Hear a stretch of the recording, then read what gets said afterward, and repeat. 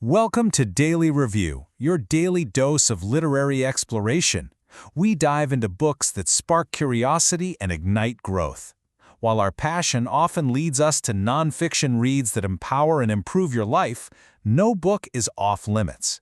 From gripping thrillers to insightful memoirs and compelling fiction to historical accounts, we're here to share and discuss all the interesting reads we discover.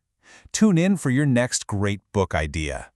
Today, we're tackling a skill that feels like a modern-day superpower, the ability to focus without distraction. We're diving deep into Cal Newport's super influential book, Deep Work, to figure out how we can thrive in a world that seems, well, designed to keep us from doing just that. Okay, so let's just jump right in. We all feel busy, right? Like we're constantly running on a hamster wheel. But have you ever stopped to ask what we're actually doing with all that time? A McKinsey study found something that's pretty eye-opening. The average knowledge worker, someone paid for their brain, spends over 60% of their week not on their main job but on electronic communication and just surfing the web. Think about that. More than half our work week is just managing digital noise, not doing the work we were actually hired to do. And this constant digital buzz creates a huge battle in our day-to-day work lives. It's a battle between two totally different kinds of effort. On one side, you've got deep work. This is the good stuff. It's that intense, distraction-free concentration that really pushes your brain, helps you get better at what you do, and creates real, lasting value. And on the other side, well, that's its nemesis, shallow work. You know what this is. It's the busy work, the endless email chains, scheduling meetings, all the logistical stuff that makes you feel productive, but doesn't actually create much new value. And honestly, anyone could do it. Now, this shift toward shallowness, it isn't just a vague feeling of being unproductive. Oh no, it has a real, honest-to-goodness price tag. The CTO at Atlantic Media actually ran the numbers for his company, and what he found was pretty alarming. He discovered his company was spending over $1 million a year just to pay its people to process email.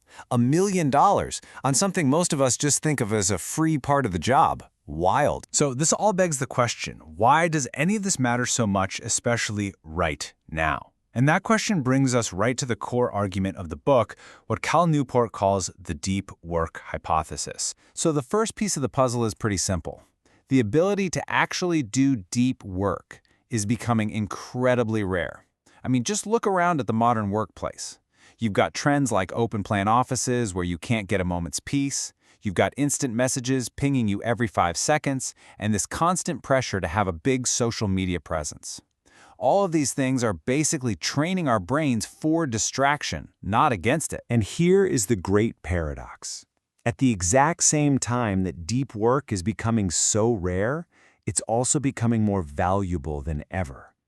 Top economists say that to really succeed in today's economy, you need two main skills. You have to be able to learn hard things fast, and you have to be able to produce at an elite level in terms of both quality and speed. And the one thing that powers both of those abilities, you guessed it, deep work. So what you have is this classic market mismatch, right? The supply of deep work is plummeting, but the demand for it is shooting through the roof. Newport's whole hypothesis, which he captures perfectly in this quote, is that this creates a massive, massive opportunity. The very few people who actually make an effort to cultivate this skill are going to have an almost unfair advantage. They're the ones who are going to thrive. Okay, so the argument is pretty convincing. But how do we actually do it? How do we fight back against this constant tide of distraction? Well, the book gives us a clear game plan, and we're going to look at 3 really powerful rules to get started. Now, the book offers a ton of strategies, but let's just focus on these 3 big ones. First, schedule your depth. You have to treat your deep work sessions like they're the most critical meeting of your day, something you absolutely cannot miss. Second, and this one might sound a little weird, you have to embrace boredom. Your willpower is a muscle and it gets tired. So instead of taking breaks from distraction by scrolling your phone, you need to take breaks from focus. Actually schedule your internet time. Let your brain get used to not having constant input. This is how you rebuild your attention span. And third, drain the shallows. Be ruthless. Decide ahead of time when your workday is going to end, and then work backward from there, cutting out any low-value task that tries to get in the way of what really matters. But look, this isn't just about becoming some kind of productivity machine so you can get a raise. The real promise of deep work goes way, way beyond that. It's really about building a fundamentally better, more meaningful life. And the payoff for all this effort? Well, it comes at you from all sides.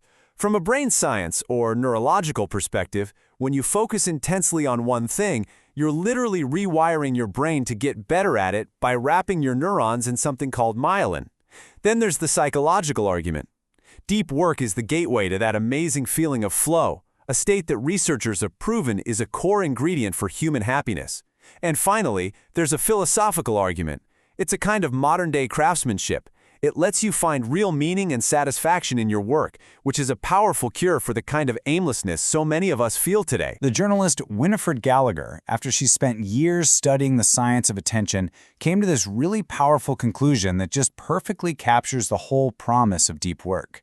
A life that's centered around focus isn't just more productive or more successful, it's just plain better, it's richer and more meaningful.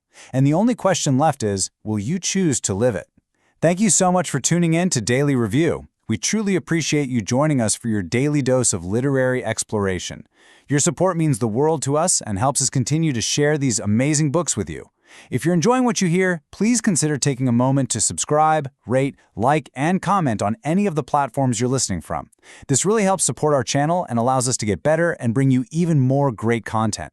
If today's review sparked your interest and you're ready to dive into a copy of the book, please consider using the link in our description to make your purchase.